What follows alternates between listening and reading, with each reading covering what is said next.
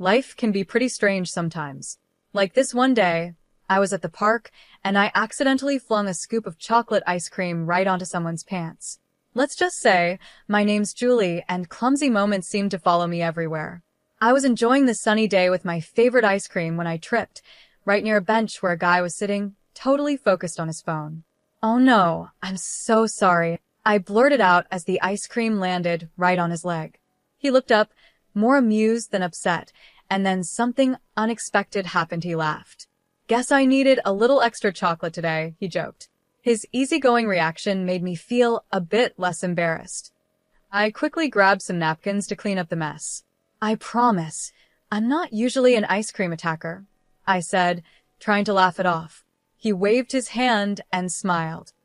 "It's okay, sit down," he offered, motioning to the spot next to him. "I'm James, and thanks to you, I've got a funny story about how my day got better." I smiled back and sat down. "I'm Julie, and I guess I owe you an ice cream now." We hit it off right away. It turned out James worked in IT, not far from where I did my web design work from home. We talked about everything from tech to movies, and by the time we parted ways, we had already planned a date for the weekend.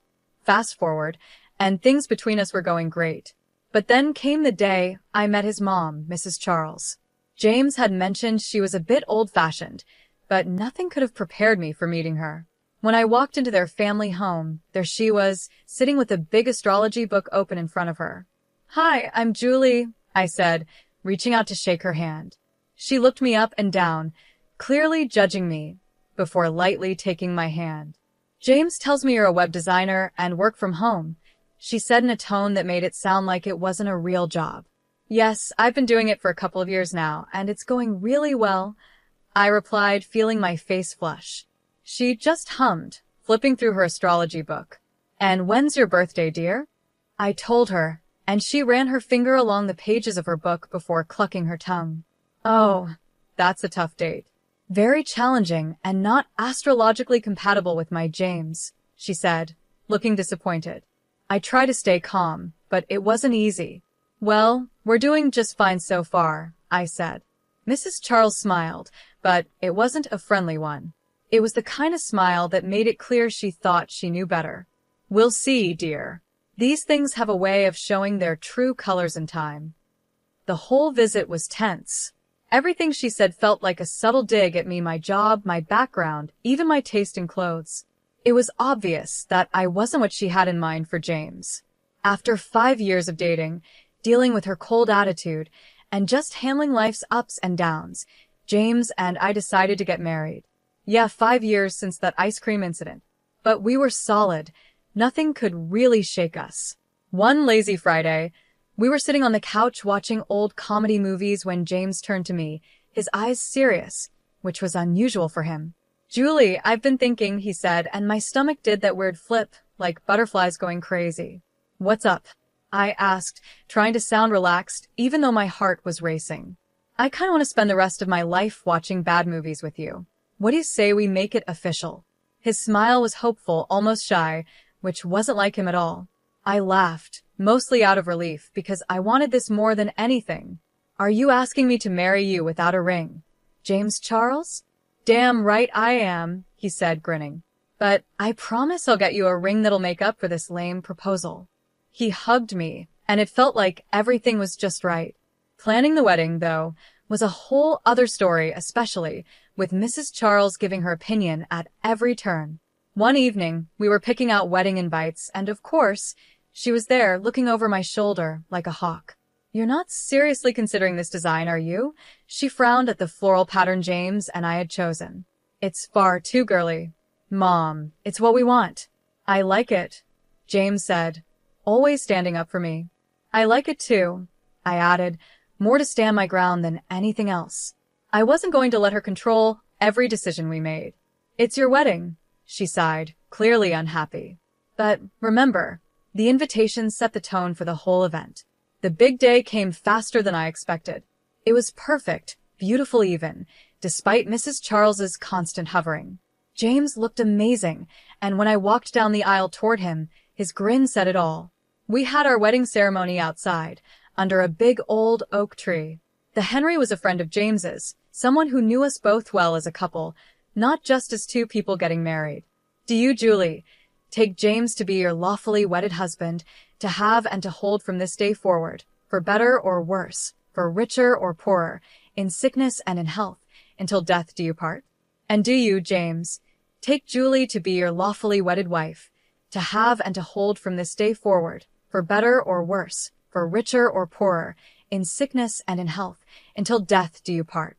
We exchanged rings, and when James slid the ring onto my finger, it felt like we had won not just against Mrs. Charles's comments or the stress of planning the wedding, but overall, the challenges life had thrown at us. You may now kiss the bride, the Henry said, and James didn't wait for a second. As soon as he kissed me, cheers erupted from all around. It felt like a scene from a movie, but even better because it was real, and it was our moment. We had been living together for 3 years, and everything felt right. But buying our own home was a big step. We spent our weekends looking at houses, discussing what we liked, and figuring out what we could afford. One sunny Monday, we found a house that checked almost all the boxes. It was charming, with a big kitchen and a spacious backyard. The only problem? It had a lake pool. I had told James about my fear of water, a fear I'd carried since I almost drowned as a child. Since then, I avoided lake pools, even bathtubs. But James, bless him, loved everything else about the house. Julie, I know it has a lake pool, but hear me out. Everything else is perfect, and we're getting it at a great price, James said, trying to calm my worries as we looked at the house. I bit my lip, thinking. The house was really beautiful, and the price was almost too good to pass up. Okay, but I'm not going near that lake pool, James. You know that, right? James wrapped his arm around me, pulling me close. Of course, babe. We'll figure it out. Maybe later on we can fill it in or something. For now, we don't have to use it. We moved in, and it was like a dream come true. The house and the neighborhood felt perfect, but it didn't take long before Mrs. Charles came over to see our new place. I braced myself for her usual comments. She always had a way of showing her disapproval, especially when it came to money and my job. As she walked through our living room, her eyes took in every detail, her lips tight. Finally, she spoke, her tone dripping with doubt. It's a big house, isn't it? Must have cost a lot. James, are you sure you can manage the mortgage? James, always the peacemaker, tried to ease the tension. Mom, we've got it under control. Julie and I both pitched in for the house. It's not just on me. I chimed in, tired of the assumption that I was relying on James. That's right, Mrs. Charles. I work too, you know. My web design job pays well, and it helped us get this place. She scoffed, clearly not believing me. Working from home on your computer all day? That doesn't sound like it brings in enough to afford a place like this. Seems more like a hobby than a real job. The rest of her visit passed in a blur of forced smiles and awkward topic changes. After she finally left, I let out a long breath I didn't realize I'd been holding. James hugged me tightly, pulling me close. Ignore her, Julie. We know the truth. We're doing this together, and that's what matters. As weeks went by, our new house started to feel like home. I sat in my office, and it became my safe space. From there, I worked on web design projects that not only paid well, but also showed that I could contribute just as much to our life together. James took care of the yard and kept up with the lake pool, even though I never went near it. Then, one sunny afternoon, the incident happened. Mrs. Charles had decided to drop by, supposedly to bring some of James's old stuff from his childhood. But I knew she had more on her mind. She always had a way of turning a simple gesture into something more critical. We were out in the backyard, making small talk, when her eyes landed on the lake pool. Julie, I never see you or James in that lake pool. Don't you ever swim? Her question caught me off guard. I took a deep breath, figuring honesty might stop the conversation from going further. Actually, I'm afraid of water. I had a bad experience as a kid, almost drowned. I haven't felt comfortable around lake pools or large bodies of water since. Her expression changed from curiosity to something different. I couldn't quite figure out what Mrs. Charles's expression meant. Was it disbelief? Disdain? Whatever it was, it didn't feel supportive. Well, that's just unusual, isn't it? A grown woman afraid of a little water, she scoffed, and I felt my face flush with embarrassment. I tried to laugh it off, but the conversation left me feeling uneasy. Later, I found out it wasn't just an awkward moment, it was the start of rumors. Mrs. Charles, in her usual way, had shared my fear of water with her friends and family, but she had twisted the story. By the time it made its way back to me, the story was that I was mentally unstable because of my phobia. A friend who'd heard the rumor asked me, "Julie, is it true what they're saying?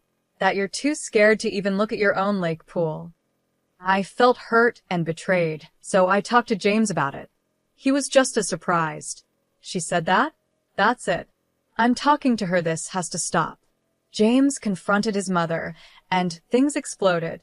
He made it clear her behavior was out of line, but instead of backing down, Mrs. Charles got even worse.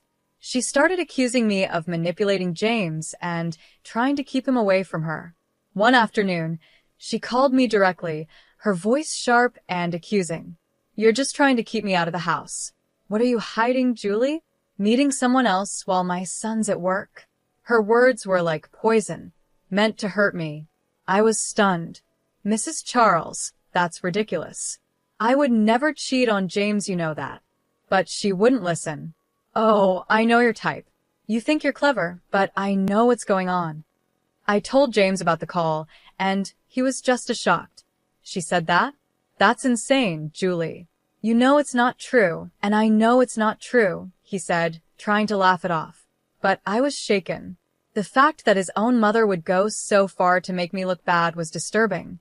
James agreed, and we decided it was time to set some boundaries. After that, Mrs. Charles's visits became less frequent. And when she did come over, James made sure to be there so he could step in if needed. Things started to settle down, but a few weeks after the big blow-up with her, I began noticing small things that seemed off.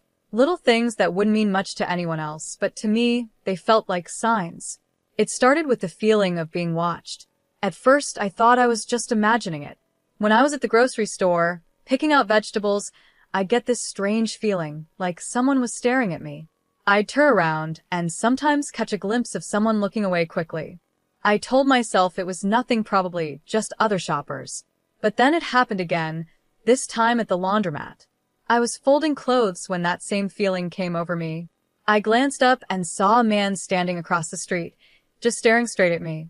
I blinked, and he was gone. "You're being paranoid, Julie," I muttered to myself as I shoved the clothes into my bag. But the real shock came one evening at home. James was working late, and I was in the living room catching up on some web design work. That feeling of being watched hit me again. I peeked out the window, and there he was, the same man from the laundromat. He was standing across the street, barely visible in the dim streetlight, but definitely there, definitely watching. I grabbed my phone and called James, my voice a bit shaky. "James, I think someone's been following me. I've seen him a few times now." James stayed calm, maybe too calm. "Julie, love, you're probably just tired. You've been working a lot lately. Maybe you should take a break." I tried to believe him, thinking maybe it was all in my head. I started doing yoga and tried meditation to calm down, but the uneasy feeling wouldn't leave. I just couldn't shake the sense that I was being watched. Then it happened again. I was leaving the grocery store, and there he was, standing in the parking lot. This time, I was ready. I quickly pulled out my phone and snapped a picture before he could walk away. Finally, I had proof this wasn't just my imagination. That evening, I showed the photo to James. I could tell he finally understood. "Okay, that's not normal," he admitted. Later that night, we were walking home from a nearby restaurant when James suddenly grabbed the arm of a man passing by. It was him, the man from the photo. "Why are you following my wife?" James's voice was tense, and he held the man's arm tightly. The guy looked cornered, his eyes darting around before he let out a sigh. "Look, I'm a private investigator. I was hired to watch her, that's all." James's face darkened. "Hired by who?" "Your mother," the investigator confessed, looking embarrassed. "She wanted proof of infidelity." James was furious. He pulled out his phone right there and called his mother. "Mom, what the hell? You hired someone to follow Julie? That's it. You're out of our lives until you can act like a decent human being." The conversation was heated, and by the time it was over, James was shaking with anger. On the way home, he apologized to me over and over. The next day, James went out and bought cameras for every corner of our property. No one's going to invade our privacy like that again, he promised as he installed them. After everything that had happened, James suggested we take a vacation to clear our heads. Let's just get away from all this drama, Julie. Just you and me, somewhere peaceful, he said one evening while we sat on the couch, exhausted, in a house that now felt too loud with all the tension. I didn't need any convincing. Yes, let's do it. I really need a break, James. We decided on a small cabin up in the mountains, away from everything and everyone. It was perfect.